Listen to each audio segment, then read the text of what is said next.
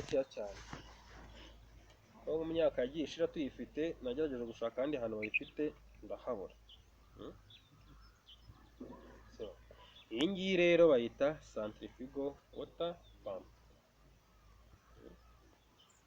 Centrifugal water pump cyangwa se water pump muri rusange. Iyi ngiyi rero idufasha mu kugira gute mu kupampinga amazi kuri irrigation. Bakagose kwa irrigation ya gupampinga amazi kuko amazi ushobora kuyapampinga mu bintu byinshi. Ushobora kuyapampinga ushaka koza tractor yawe. Urumva iki gihe ntabwo ari irrigation ariko urumva tuyavana kuri source runaka tuyageza ahandi hantu runaka.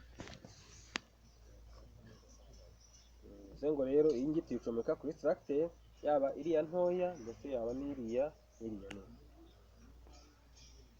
Aturi kumwe ucomeka ikagupompa amazi koko. Rero iyi ngiyi ku bantu bageze mu gishanga tuyijyanayo ikazamura amazi ikayageza hano. Mu gishanga rero wagerayo hara hepfo. Ni ahantu nyine hacuramye ukuntu ni ahantu kure ariko ujyanayo tractor ikavanayo amazi ikayageza ahangaha mu kigo. Ariko rero twagera gute? Urumva ni ahantu kure kugera mu gishanga.